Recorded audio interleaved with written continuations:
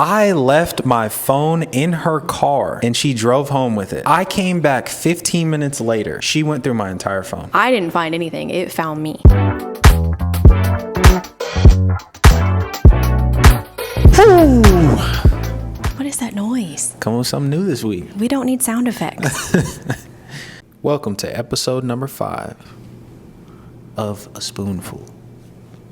I feel like they're getting plenty of spoonfuls of us. That's right. Hopefully you enjoy it. We're going to be here for the long haul. A mouthful with me. Not like that. You want to start off the show with the first 50 words being a mouthful of me? Does your brain just like live in the gutter? That's where it stays. All right, whatever. This episode, we are going with 3 new segments. Mm-hmm. The first one, we're talking wedding traditions. All of the old ones that we agree with or disagree with, and all of the new ones that we hope to gain traction in the future. You know, as a tradition that I think should be a part of our relationship? What's that? The one where you propose. Yeah, that's a good one. Mm-hmm. Heard that one before. Still no ring, though. Second segment, we'll be doing Mythbusters. And Mythbusters specifically relating to relationships. So we'll be tackling a bunch of topics and giving our 2 cents on what we think about them. Mm-hmm. What's not a myth? I wear the pants in this relationship. You want to bring that back from last week? You lost last week. You want to win? You want to lose this week again? Maybe I let you think you win. Maybe that in itself is me wearing the pants. Whatever floats your boat. Third segment, we'll be doing cheating or not. Talking about a bunch of scenarios that we feel like are in the gray area, and we'll be defining where we're at on them in particular. Are they in the gray area? Some of them are, some of them aren't. Some of them you do, some of them you don't do. Maybe you should just not do any of them. No problems then. All right, so first segment, we're getting into the wedding traditions. Mm-hmm. How do you feel about weddings in general? I like them. That's a pretty broad question. There's a whole different scale of wedding possibilities, and some I like, some I don't. All right, so what about this? How about the people out there who think that the ultimate form of commitment is marriage? Ooh, that's a sore spot for me. Here's the thing. We joke about the fact that we're not engaged yet.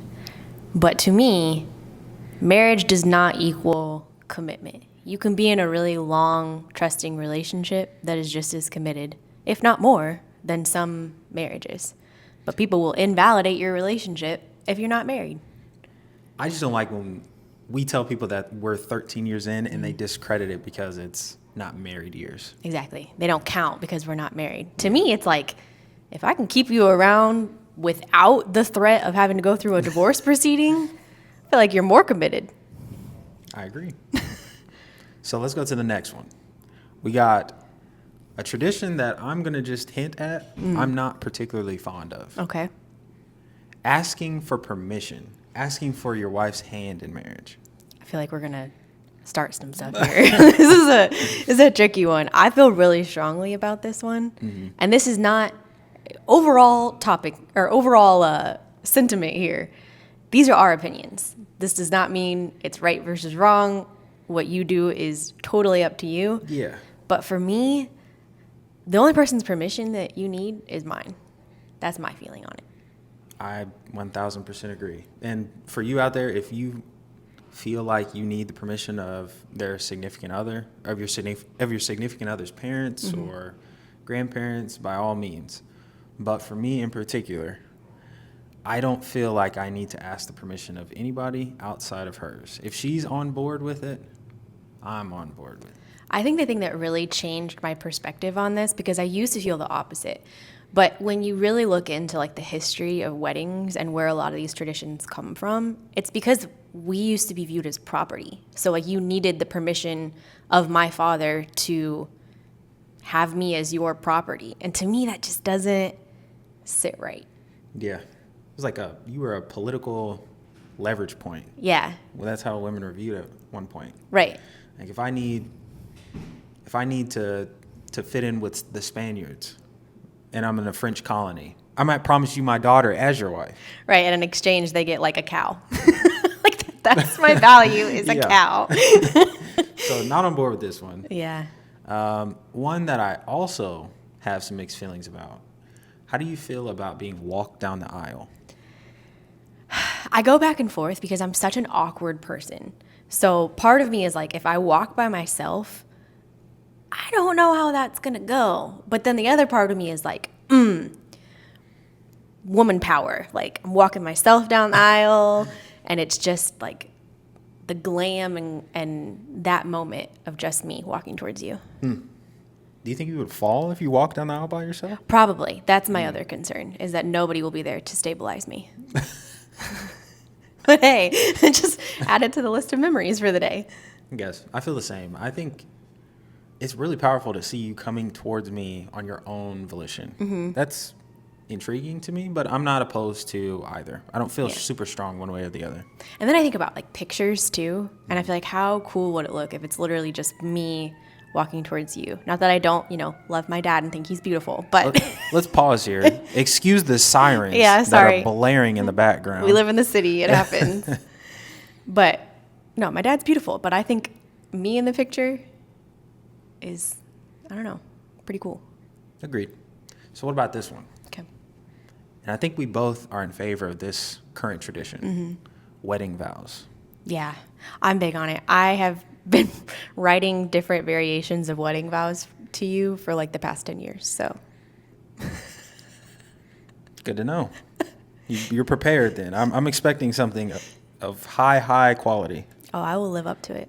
They've gone through some iterations though. Some of the first ones I look back and I'm like, okay, well, glad we didn't get married then. But now I've got it down. Yeah, I'm excited to write mine. I'm excited to see what you come up with. How do you feel about the people who renew their vows after a particular amount of time? Is I that like something it. you would want to do? Yeah, I think Yeah. that's sweet. I think relationships are ever evolving and ever changing. And I think it's kind of cool that you can go through different stages of life and be like, you know what? I'm still committed to you. I agree. Just like you said, 10 years ago, you would have said something maybe totally different. Right. 10 years in the future, we'll probably have new things to say. 30 years down the line, whole new set of life experiences to talk about. So, yeah, I'm in favor of this one. Exactly. So let's move on to one that I think we're going to be on the opposite side of. Shocker. Wedding dresses. Thoughts, opinions? What's yours? Okay, I have multiple questions. Okay. And I have multiple things that I don't understand. One, why are they so expensive? Two, why are they so expensive if they're a one-time wear? 3, what do you do after you've used it for that one day? Can we sell it and recoup? That's really romantic. Thank you. I'm pretty sure that's what Romeo said to Juliet, actually. Here's my thing. I like the idea of a wedding dress. While there are some traditions that I've moved past, there are some that I grew up just like daydreaming about. And me being in this beautiful dress is one of them. It's changed over the years. I no longer need to be in this like Cinderella dress, but I definitely want one. I think the whole you can't wear white if you Aren't pure. aren't pure is not one that I am crazy about. I think if you want to wear a white dress, an off-white dress, a red dress, a pink dress, a black dress, whatever you want to wear, I think it's your day. All right, let me ask you something. Are you going to wear anything other than white? It might not be like stark white. It might be off-white, champagne. It'll be similar to white. So though. you would do only white and off-white. Probably, It's fair.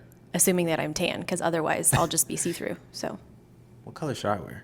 I'm going crazy with my jacket. are you gonna wear like that teal one with like the ruffle thing in the middle, like I they don't did like back in the ruffle day? thing. No. Are you kidding me? I want a baby blue jacket. Well, I wasn't far off then. Baby blue for the boys that we're about to have afterwards. Okay, you went too far. As far as what to do with it afterwards, Yeah. I dare you to try and sell it. I will harm you. But do kind of like the idea of repurposing it in some way, because I do think for most people, it just kind of sits there forever. What if we do have kids and if we do have a daughter? I think it'd be kind of cool if she could take like a piece of my wedding dress and put it into hers somehow. Yeah. Why don't you just pass them on from generation to generation? Maybe she won't like my dress. I'm just gonna force her to wear my dress. At least take the raw material and just create a new looking dress out of that one, If she wants to, if she likes the color, if she likes the material. I guess. A lot of wasted money here. That's the only thing I don't like. I don't agree with the price. I don't understand. I mean, I get like really lacy ones that are expensive, why that would be, Yeah. but no. All right, so next we're going to go to something that I think we may butt heads a little bit on. Mm-hmm. We just did a video about it yesterday on our YouTube channel. Mm-hmm. Engagement rings and anything ring adjacent. I would say for engagement rings, as long as your expectations are realistic and you're not asking for 5+ carats or $10,000 ring, I'm cool with the engagement ring. I'm also cool with alternatives. Some people do the little tattoo for the rings. Some people do more toned down rings, no diamonds, less expensive. I'm not opposed. If you would have done it like 5 years ago, I might have given you that out, but I've earned it. I don't need 5 carats though, and it doesn't need to be $10,000. I've even told you could do moissanite, so I feel like I'm pretty. Yeah, you are. Amenable. I think your expectations are realistic, but Yeah. You don't speak for the crowd. Probably not. Yeah. That's true in a lot of ways. Now I have another question, and I understand this is a deeply rooted tradition, but I don't know if I'm on board with it. Wedding band and engagement ring. Thoughts? You like it? I like both. I think that they make for like a pretty pairing, and it's something you can put on my hand on the wedding day. I like that. Why can't we just take that big ass expensive engagement ring, throw that back on? Because once it's on, it's never coming off again. But here's the thing. For the marriage band, it's just a replicate of the first band, right? Not necessarily. Or something that matches it. They're usually like complementary. So similar in price is what I'm getting at. No, not at all. They're not supposed to be. You're looking at the wrong place if they're the same price. A lot of people say that you should get something either similar or like a smaller version of the band that you did for your engagement ring. But it wouldn't cost the same because it doesn't have a big rock on it. No, I'm saying the price from just the band would be near the same amount, because a lot of places will, well, if you're like picking out a diamond, picking out a ring, they'll show you the price for the actual band, and then they'll show you the price for the diamond. I like that you know this information. It shows me that you've actually been doing the research. But I'm saying you would essentially, roundabouts, have 2 of those bands to buy. You don't have to do that, though. So here's my question to you. If you are on the giving end and not the receiving end, would you like this tradition? I think it's sweet. I think it has sentimentality to it. Not hitting your pockets, that's why. I'm going to get you a wedding band. Do you want an engagement ring, too? I'll do that. I don't. But yours is going to be $200. And I'll love it, and it'll be great. But yours is going to be multiple thousands. I guess at this point, I'll pretty much just accept whatever I can get. Well, that's my question, though. Are you actually going to wear your wedding band? Every day. Because you aren't a jewelry person, except for No. back in the day when you had ear piercings. You did not have to say that. You know you did. Big old fake diamonds in those ears. Hey, it was a phase. I'm glad it's over. But for wedding ring, I'll wear it every day. Yeah, you better. Yeah. I'll get you those like silicone ones you can wear at the gym and stuff too. Yeah, I'm fine with that. Okay. Or I would just take a primary ring that's durable. I don't care about the looks. Just make it something that's strong. Well, but you should never wear it like when you're working out, even if Why? it is strong. Why? Because that's like metal against metal. You're just Oh. asking for trouble then. This is a topic for another day. We have talked about rings too long. I mean, you talked about my favorite subject. What do you expect? All right, so what about this one? I think this one we'll be in agreement on. Is that possible? The honeymoon. The good stuff. A tradition I'm very fond of. One that I think should, and here's my hot take. One that should replace the wedding entirely. You got too hot there. I thought we were going to be like in the same temperature, and then you just like went into Dante's Inferno there. No. You don't agree? No. I do think that as I've evolved and grown up, I think more of the expense should be on the honeymoon, because to me that's the more memorable thing. Like you're going to travel, it's going to be for multiple days, something you've never experienced before. I'm cool with that, like being a larger chunk than the wedding. But no, I still want a wedding. Okay. As long as it's in comparison to the amount of expenses we put towards the honeymoon, it's the lower end or the lower half of the two, I'm a fan. We'll see. Top 3 honeymoon destinations, what are they? Italy, Yep. somewhere in Italy. Greece, Yep. that's pretty much it. I don't have a third. Some island maybe, like Tahiti or Bora Bora or something. yeah. With like but those floating huts over the water. those are really cool. Wouldn't that be like your worst nightmare though? You can't swim. You want to keep referencing this? I mean, I feel like you haven't thought it out. Like you're gonna walk out of the bed in the middle of the night and just drown. I'll sleep in a flotation device. Oh, that's comfortable and sexy. But that's a distant third anyways. Yeah. I think we've, over the years, talked about Italy and Greece far more than we have any island, so. Basically, I'm all for the romance of the honeymoon, but I just want to eat some good food. So Italy and we Greece. about to get fat on our honeymoon. All right, so for the next one, since we're talking about alternatives or different ways to think about weddings, what do you think are some alternatives to a wedding that you would be on board with? So we've talked about this a lot, especially because shit is expensive these days. I don't know how our parents did all this stuff that they used to do, but we can't afford anything anymore. But I also I've never been somebody that's like, I want a huge wedding where everybody's looking at me and I have to say hi to everybody and I don't even have time to eat and all this stuff. I want something small. Agreed. What's the term that they're using? Micro weddings? Micro weddings. I want a micro wedding or like a planned elopement. Yeah, I would say elopement or micro wedding I'm a big fan of. I've never desired to have one of the big weddings with. I'm gonna rattle off a few things here that are attached to weddings that we haven't really covered yet that dissuade me from ever wanting one. Mm-hmm. I don't want a bachelor's party. You don't? I honestly don't. Okay, well, I want a bachelorette party, so adjust expectations. I don't want 250 people. I'm someone I like small crowds. Yeah. So. Well, and here's the thing, too. There's one benefit I see to the fact, I mean, there's a lot, but one benefit in particular I've seen to us waiting so long is that I've gone to all my friends' weddings and I've been able to see from those weddings what I don't like. And while I love their weddings for them, it seems so stressful to have so many people. Like, I had one friend, she said she wasn't even able to eat the expensive meal that they got because she was saying hi to everybody the entire time. That sounds awful. Yeah, not fun. What are your thoughts on the first dance? I want to hear your thoughts first. I'm excited for it. Really? I already know the song I want to hear. Do you not? What's the song?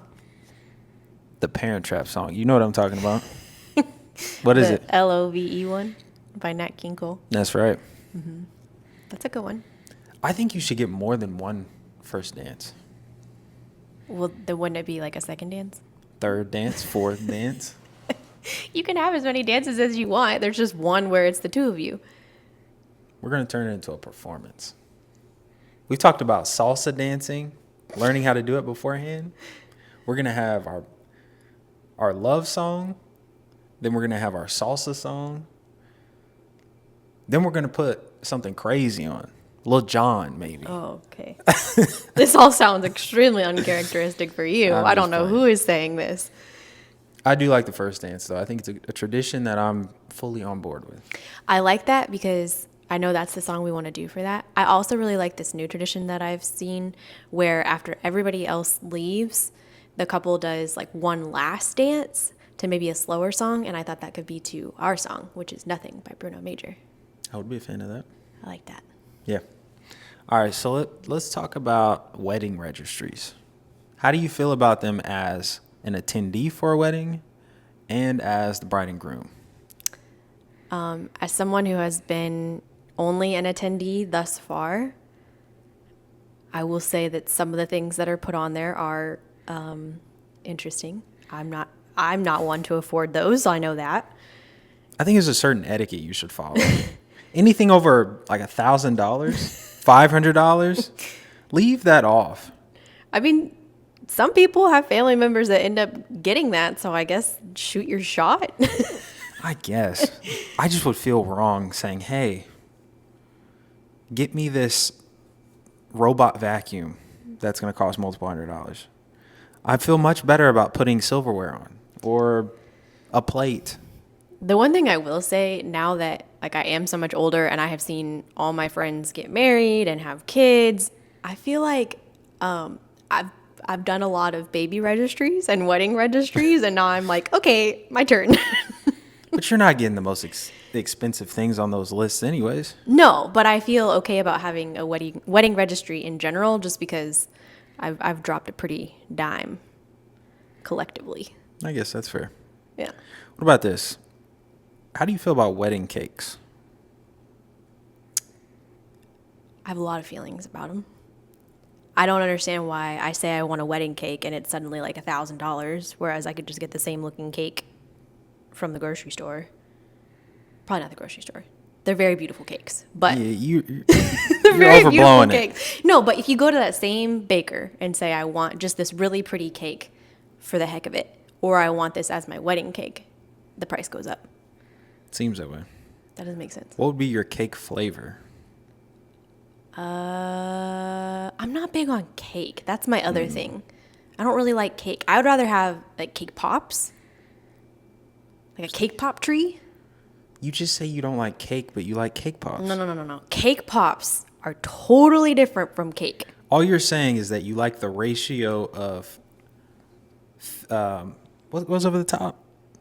I don't know what's over the top. Icing.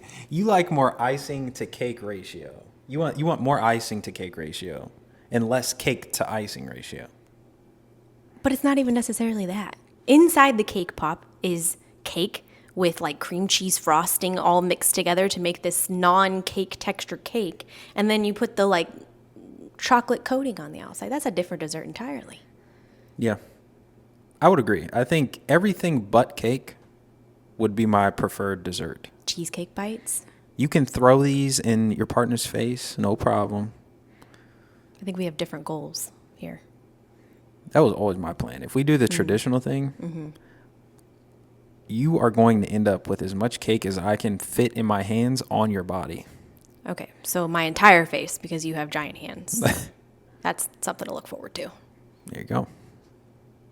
What about donuts? How do you feel about that? I like donuts. I've seen donut walls. Donut walls? I like a lot of desserts. What about fondue? Fondue is a good one. Messy, but yeah. I like that. A lot of variety. You get chocolate stream, throw some pretzels in there. Maybe have a s'mores station. What if we just have like a dessert station with like a whole bunch of different kinds of desserts? I'm in favor, especially over cake. Yeah. Especially cake with that fondant on it. Well, no, you wouldn't get that. That's what they put on there, don't they? You don't have to. You can get frosting. What about the two little figures at the top of the cake? You can only really do that on a cake. What if we did instead of like people, they were like minions or something? Why? King ba!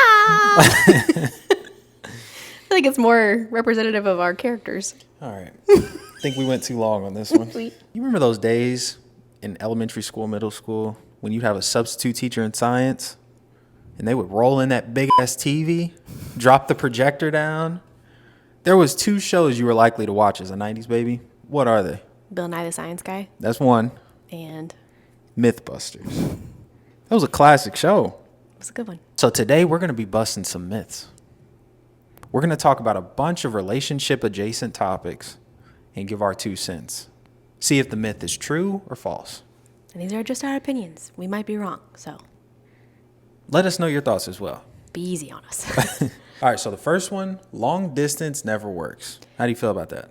It's not that long distance doesn't work. It's that long distance takes work. An immense amount of work that most people just aren't willing to do. And I want to caveat here, we were not perfect at it. Our experience was not beautiful. No, it's very much something that you get better with as you go. Yeah, you sucked at coming out to see me. Yeah. I sucked at being a really needy, insecure girl. It was rough. You made it through though. Yeah. If you're out there in a long distance relationship and you're thinking, oh, well, small percentage of these relationships even succeed. we are proof. Especially these days with technology. There's so much that you can do to keep it as close as you can. I just think it's an excuse for a lot of people. Agreed. What about opposites attract? How do you feel about that one? I mean, if we aren't living proof that opposites attract, then I don't know what is. Yeah, I think we have a lot of similarities, and I think most of the very important things we align in. Mm-hmm. But aside from that, maybe hobbies or ways that we think, ways that we are, maybe you being more emotional, me being more logical. Lots of opposites there. I think it's how aware can you become of your partner's opposition. I think it's kind of cool when a relationship is like puzzle pieces coming together. Like you look very different, you are very different, but your partner has what you don't have and vice versa, and you just fit together really well. Yeah, I think there's always, with anyone in general, you are more similar than you think to the other people around you. Mm-hmm. And there are a significant amount of differences between the both of us, but we still latch on to the ways in which those complement one another, but then also how similar we are in very important ways. So yeah, I agree. I think it can work both ways. Right. Some people desire to have carbon copies of themselves. It's true. Some people want the yin to their yang. Right. And it's not that we don't butt heads, because we certainly do. But yeah. I think in so many ways it makes it more beautiful than it does problematic. Which segues perfectly into the next one. Which is? Happy couples never fight. Myth. Big myth. I would say the common thing that I've seen with relationships that last a long time, and ours as well, is that we had some of the worst fights in the history of fights. But we were able to overcome them mm-hmm. and grow from them mm-hmm. and not allow that low point to prevent us from getting to future high points. Yeah. Our fights have metamorphosized as we've gotten older. We've gone through very different stages of fighting. And I think once you finally have those like knockdown, drag out fights, not necessarily literally, but once you have those fights and you learn, okay, here's what we need to not do. Yeah. It's very helpful. You have to have a fight. Yeah. If you have a relationship where you have zero fights, how do you know that you can work through conflict? Well, and at that point, I feel like somebody's not communicating. Somebody's holding it in. Somebody's going to resent somebody. I just feel like that's impossible. I'm glad you said that. Because you're one to under-communicate. Or at least you were. You've gotten better with it. But you would blow up like a volcano when I do the most mundane thing. Mm-hmm. Tear off a paper towel too hard. And then all of a sudden, I'm getting the last 30 days of microaggressions from you in an eruption. I see that you're the one being dramatic here. But okay, I'll let you have it. Yes, I have gotten a lot better at communicating my feelings. And I think that's the big thing too, is that when you're in a relationship, you're growing up together in a sense. You're working through traumas and things that you went through and things that have been ingrained in you from a very young age, and you're having to learn, okay, that's not okay anymore. Yeah. There's differing levels of growth too, because I think obviously we started in high school. Yeah. A lot of growth to be had. If we just met for the first time right now, assuming that we had similar relationship experiences in the past and we grew to this point, I think there would be a lot less of the low points that we did have. I do appreciate them for what they were, though. Yeah, it's necessary. Yeah. I think a big part of why we have evolved is because we have individually changed as people, which leads me to the next one. People never change. Myth or true? Myth, but I don't think you can change people. I think people have to want to change themselves. I think you can be inspired to change. Mm-hmm. But it can start from somewhere else, but the true work has to be done internally. Because if you're someone that just thinks that there's nothing about me that needs to change, I am how I am and that's that, and you just have to accept it, then that person will probably never change.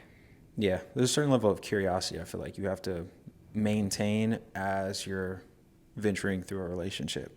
Yeah. Like, uncertainty that I feel like you have to have. For example, I had very finite thoughts early in our relationship. I thought emotions were weak. Mm-hmm. You portrayed a weak thing that you needed to work out. Mm-hmm.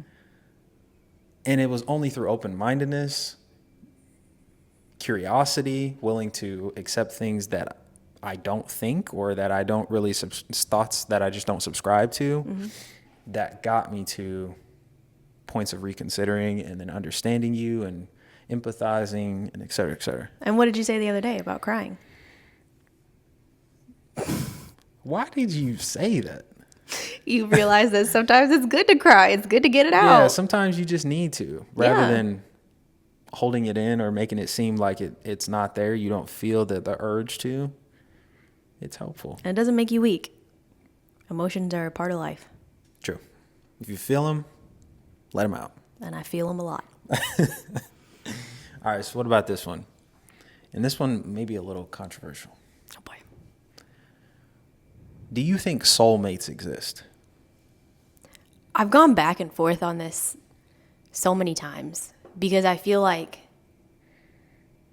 we were meant for each other, or just at different points in our lives, things that have happened because we were together feel so meant to be. But there's a line, right? Like, to me, I think you maybe have multiple soulmates.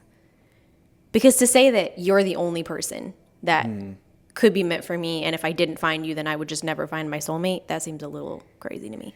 I agree. I think the conclusion I've come to is that being in a relationship is a constant choice. Mm-hmm.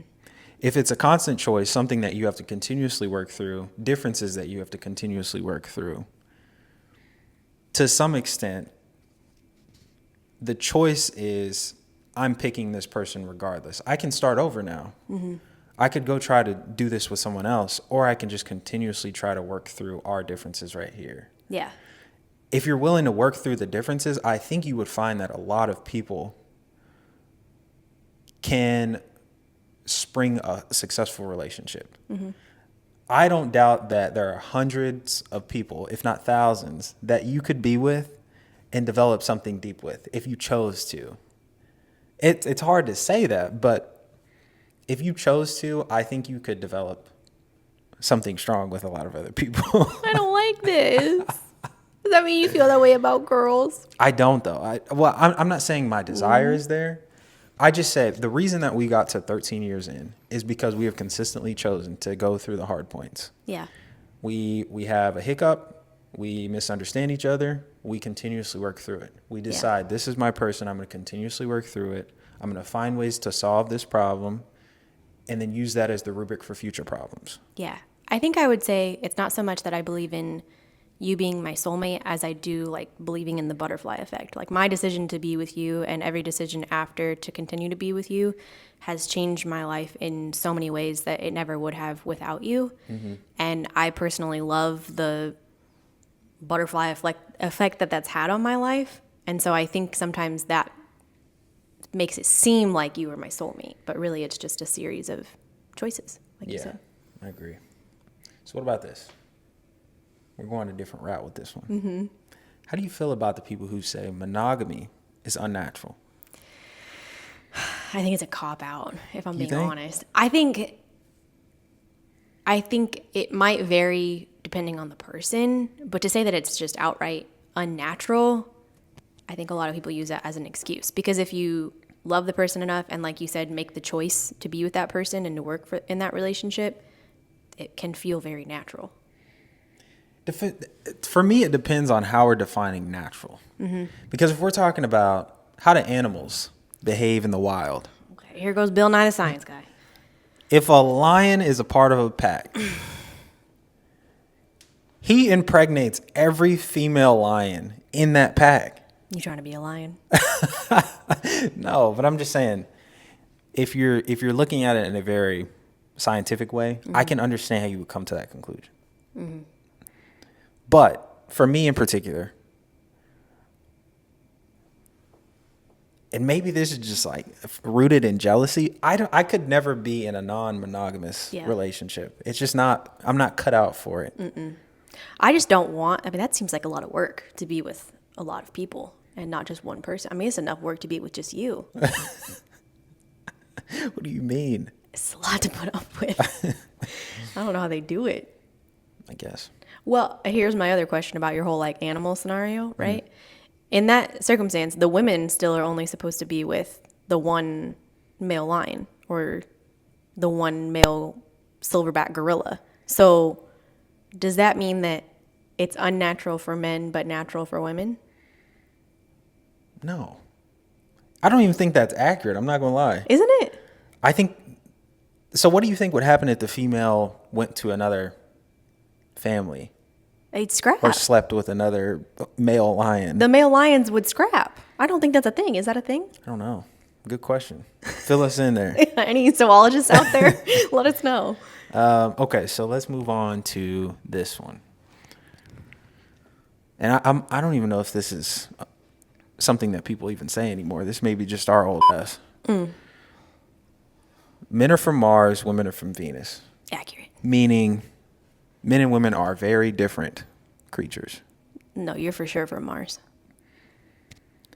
It is weird that there are so many things that are naturally aligned with most women and most men characteristics. Yeah. Like emotion versus logic.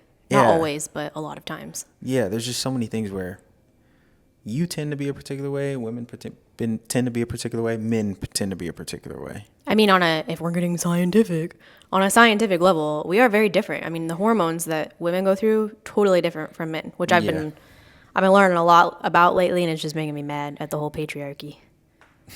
Probably shouldn't go down that road, though. Yeah, let's not. Hold on, you gonna have to move your feet. It's comfortable. This is hurting my legs. Get off of me. Just call me fat then. That's fine. Crushing my legs. All right, move on. Welcome back in, blood. My legs can finally breathe. Wow. All right, next one. Let's talk about something that you've struggled with. And maybe you still agree with it. I'm not sure. Talking about our relationship to other people. How do you feel about it? Bad idea.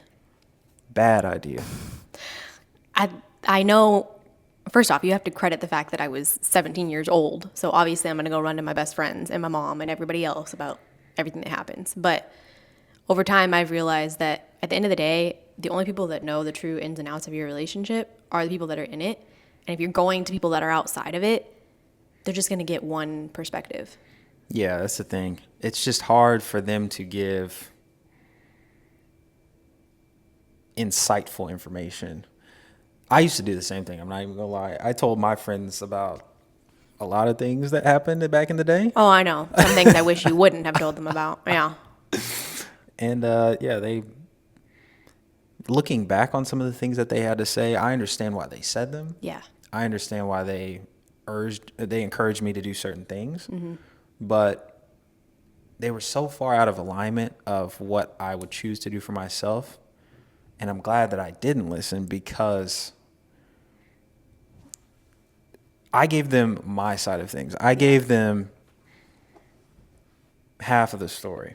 Well, and at the end of the day, when you're giving that opinion to someone outside of you, at that point in time, you usually think that you're right. And that then is going to cloud how you're explaining it. And it comes off entirely different than maybe even the situation was. I've looked back on things I used to say and be like, that wasn't even accurate. I was doing so many things wrong, but I wasn't looking at anybody but you. What's that saying? You know, where they say the further away it gets from the original source, the more convoluted the story gets? Oh, the, what is it, telephone? Telephone, yeah. Yeah, game of telephone. That's how I feel like this is. When you Yeah. when you talk to friends, let's say a situation happens between the two of us, and I read things a particular way. Right. Whether they're right or wrong, That's key. I read them a particular way, and I outsource them to a friend. Mm-hmm. They're hearing my read. Mm-hmm. They're hearing all of the inaccuracies and accuracies of that. They're getting a watered down version. They come to conclusions based off of that watered down version, and they spit out an output that really doesn't help. It's a completely subjective perspective. It's not an outsider that's actually sitting in the apartment with us watching what's happening. Yeah. It's you taking your opinion of what happened and sharing that. And then also you have even like the friend that you're telling. Yeah. They're giving their own subjectivity within that. And what works for them. Their own life experiences, their own opinions, their own biases. Those are being calculated into their output. You're just watering it down every time you run through another source. I think it's best to just keep it within the two people who are involved and solve it from within. And the other thing about that is, too, most of the time, if you're outsourcing, it's when things are bad. It's not when things are good. So if somebody's only ever hearing about the bad, that's what they think the relationship is, when in reality, that's not the balance of it. It's like Yelp reviews. Sometimes you have to actually read what the reviews are, because some people just get on there, complain, and nobody gets on there and says the good things. Okay, don't come from Yelp, though, because I actually really like Yelp. I use that frequently. Yeah. IMDb. Yeah. All of these sources that bring a whole bunch of ratings together, don't come for them. Okay, but IMDb has been wrong, right? You've liked things that IMDb has not. Very few. Okay. They don't miss. All right. On to the last segment for the day. We got cheating or no. This is about to get controversial. And one thing I want to say, we've done quite a few of these on TikTok. Do I say this? Do I come across pressed? I think I'm going to do it anyways. Okay. At the end of the day, cheating is an imaginary line. And that line falls wherever you and your partner decides that it falls. Yes. So it's okay if somebody thinks something is cheating that you don't. That just means their relationship is different. And people keep coming for our relationship, saying we're insecure, we don't trust each other, we need to grow up, we can't be together. When in reality, the scenarios that we're talking about would be so uncharacteristic for you that that's what I think makes it cheating. Say it with me, crowd. Pressed. I am pressed. I'm like, I know how beautiful our relationship is, and so I get very defensive of it. But it's just, I don't know. To speak about somebody's relationship from a 1-minute video, Yeah. I'm too pressed, huh? Let's move on. Scenario number 1. Casual flirting, just to see if you still got it. You go up to a barista in a coffee shop, you know what, and you say, you know what? I'm just going to see if I can still do what I used to do. Cheating or no? I don't know if I would call it cheating, but it's definitely disrespectful. Why do you need to know if you still have it? You never need it again. Just curious. Is this something you do? No. I've never done this, honestly. Have you ever flirted to get something for free? No, I don't do that. Are you sure? Do you do that? No. I think I'm a really friendly person. I think sometimes that can be misconstrued as flirty. Cop out. It's not. What did you do? No, I'm just very friendly to people. It's just natural for me to be very friendly to people. I like being friendly. Friendly. How friendly are we getting? Not friendly like I'm friendly with you. Okay. How friendly do we get? Too friendly. All right, let's move on. Yeah. Let's say you take a break. What? This is a friend's moment here. Oh. We were on a break. Say you take a break.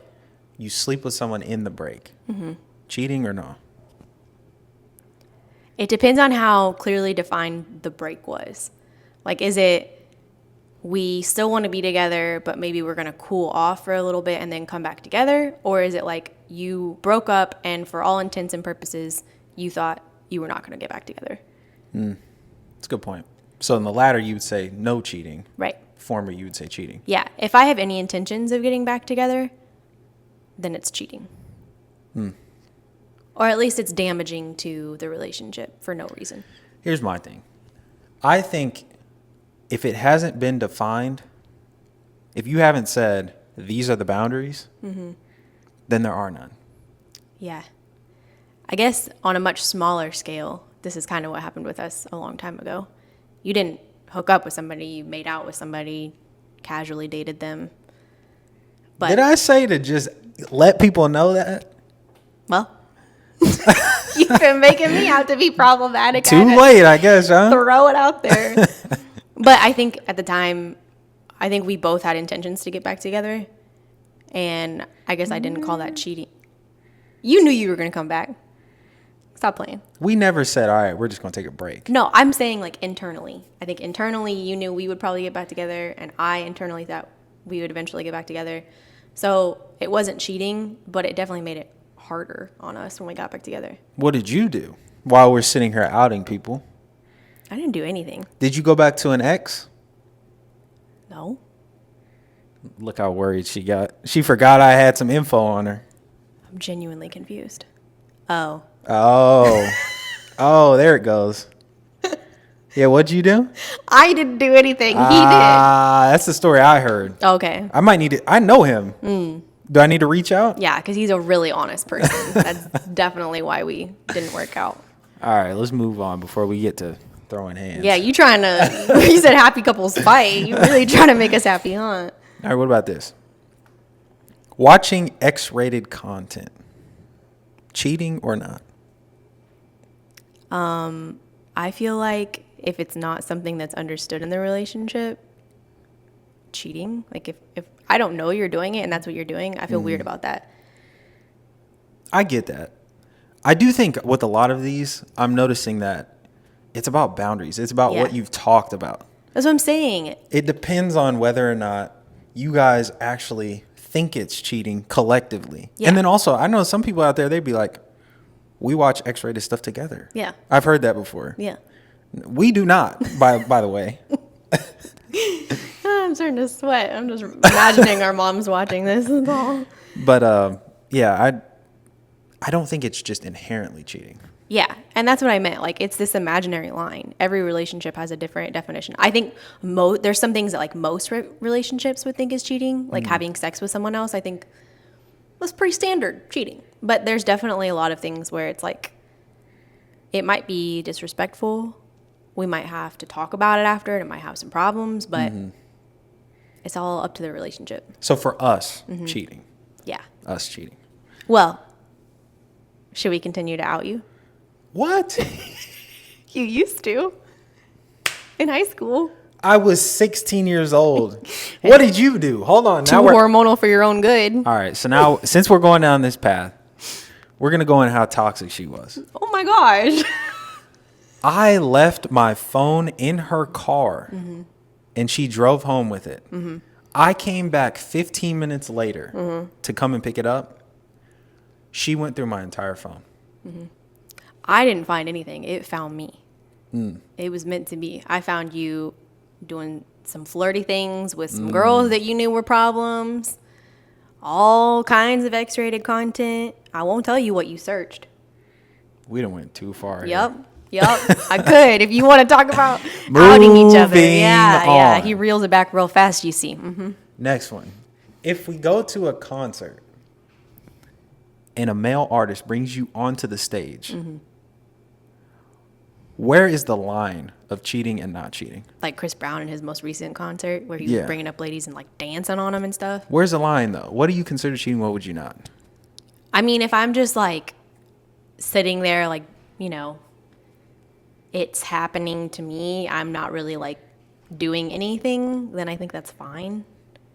Oh, you do you?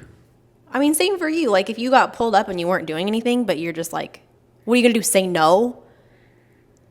That's weird. Let me ask you a question. If you know that Chris Brown's doing this every single show and you willingly go up there, you know what you signed up for. I just feel like it's really awkward to say no. Okay, so Beyonce wants to pull you up on stage. Are you going to say no? I'm saying no, I promise you. I promise you I'm saying no. Well, you don't even think Beyonce is beautiful. I'm trying to think of somebody that would pull you up on stage. Taylor Swift. You secretly love Taylor Swift. You did not say Taylor Swift. I promise you, there's nobody you could think of that I would actually go up there on. Because I know that's playing with fire. Yeah, that's true. I think it's the same as like, not that I would ever actually go to a strip club, but I think it's the same thing. Like if you're at a strip club and you agree to go up on stage, you're kind of asking for trouble. If you're going to a strip club, you're asking for trouble. You missed the point. That's a valid point. But I'm just saying, I think you're right. At the end of the day, it's like, it's unnecessary tempting. Okay, you worrying me a little bit. So let's get off of this one. Oh my gosh. What about this? You go to a club and you dance with someone else that's not your partner. Dance how? In any way. Where do you think the line is? Cheating or no? I think for us, I would say cheating. Just any kind of dance. I mean, if you're doing like the Macarena, I don't really think that's problematic. But if there's like any kind of physical touch in it, even if it's like... What if it's just this? Oh my gosh. Okay, you're being hit. Just For those of you that are audio only, he has just his finger on my shoulder.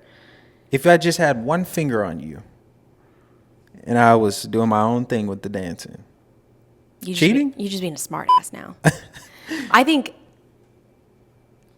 like I said, we've defined it as cheating. And if I'm out at a club, I want to be dancing with my girls. The last thing I want is some creepy dude to come up on me and start dancing with me. I guess. I do think it's crossing a line. I wouldn't do it. I would hope you wouldn't do it. I know there are plenty of relationships out there that don't see any problem with it. It's not crossing a line for them. I think it's crossing a line for us, though. Yeah. Like I said in the beginning, it would be, because it's so out of character for you, it would be fishy because it's like, why are you doing that when I know that's not how you are? You know what I mean? So let's say I was a dancer. Say I just love dancing. And I went to a club, danced with someone else, didn't go any further. No flirting, no numbers exchanged, nothing afterwards. How would you feel? It's not the dancing that's uncharacteristic. It's the interaction with a female that's so uncharacteristic for you. You're the type of person, we'll be walking down the street and your eyes are just straight forward. You don't even notice all the women that are walking past you just like undressing you with their eyes. Oh my God. I'm there to notice and look back, but you have no idea what's even happening to you. And that's what makes it uncharacteristic, because for you to interact with another female like that in dancing, I would be like, that's not you. One, you just lied. That doesn't happen. Oh my gosh. Exactly. You don't know what's happening. Two, you are correct in the fact that I keep my head forward. I do not play with temptation. I don't play with fire. It's not even that. It's just like you're so totally unbothered by every human in existence, basically. I don't know about that. You made me sound terrible. No, I just mean you're just like kind of aloof and like oblivious. You just walking straight forward and just la-di-da, you know? Yeah, I'm doing my own thing. Doing your own thing. Thinking your own things. Probably doing some math problems in your head. Oh my gosh. Meanwhile, you're just smiling at everybody that comes across. Yeah. You're crazy. We both, as a collective, we look weird. I'm avoiding everybody. You're trying to smile at everybody. I just want to try and brighten their day somehow. All right, so that's episode 5. I hope you guys enjoyed it. I hope you've been enjoying it every single week. We'll be back next Wednesday with this. And then in the meantime, we'll be posting our normal TikToks. We do those daily. We'll be on YouTube more now. 3 times a week, Monday, Wednesday, Friday. Wednesday's the podcast. And then for TikToks and for YouTube videos, if you have any ideas for us, things that you want us to try out, things that you'd like to see, let us know. We are open to suggestion. We're looking for new things to do. So let us know what you want to see. And on this video alone, fill up the comments with your thoughts on all the things that we talked about. Because like we said, we are not the experts on this. It's not black and white. Let us know your thoughts and we'll comment back. Yeah, consider this just a conversation starter. Yep. Continue it in the comments and we'll be in there giving back our exchanges. Our feedback. I don't know why I said exchanges. That shit sound weird. But thanks for joining us. We'll see you next week. Bow.